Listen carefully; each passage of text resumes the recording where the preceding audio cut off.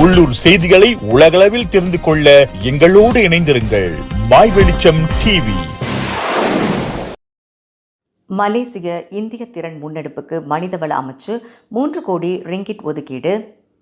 மனிதவள அமைச்சால் இந்தியர்களுக்காக தொடங்கப்பட்டிருக்கும் எனப்படும் மலேசிய இந்திய திறன் முன்னெடுப்புக்கு மனிதவள அமைச்சு 3 கோடி ரிங்கிட் ஒதுக்கீடு செய்துள்ளதாக மிசி திட்டத்தின் பொறுப்பாளரான ஷாம் சிவராஜா தெரிவித்தார்.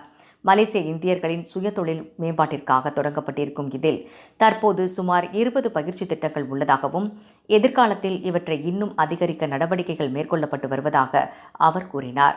மலேசிய இந்திய திறன் முன்னெடுப்பு திட்டம் மனிதவள அமைச்சர் ஸ்டீவன் சிம் நேரடி பார்வையில் இயங்கி வருகிறது. தற்போது வடக்கு, மத்திய, தெற்கு என 3 மண்டலங்களில் இது நடத்தப்பட்டு வருகிறது.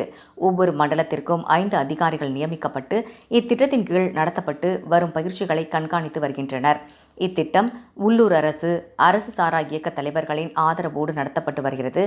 அண்மையில் மத்திய மண்டலத்தில் உள்ள கோலாலங்காட் மாவட்டத்தில் கோலாலங்காட் நாடாளுமன்ற தொகுதி ஒருங்கிணைப்பாளர் ரா ஹரிதாஸ், கோலாலங்காட் நகராண்மை கழக உறுப்பினர் கு பன்னீர்செல்வம் ஆகியோரின் ஆதரவோடு 2 பயிற்சிகள் நடத்தப்பட்டது.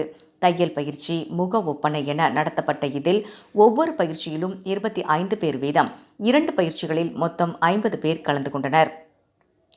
பயிற்சிகளில் கலந்து கொண்டவர்களின் விவரங்கள் மலேசிய திறன் முன்னெடுப்பு இணைய தளங்களில் பதிவு செய்யப்பட்டிருக்கும். பயிற்சிகளில் கலந்து கொண்டவர்கள் தங்களின் வசதிக்கேற்ப சொந்தமாக தொழில் தொடங்கலாம்.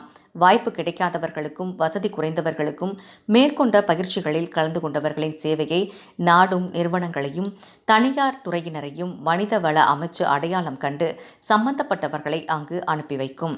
தங்கள் வட்டாரங்களில் இதுபோன்ற பயிற்சிகளை நடத்த விரும்பும் அரசு சாரா இயக்கத்தினர் எனப்படும் மலேசிய இந்திய திறன் முன்னெடுப்பு பொறுப்பாளர்கள் அல்லது மனிதவள அமைச்சை தொடர்பு கொள்ளலாம் என்று ஷாம் சிவராஜா தெரிவித்தார்.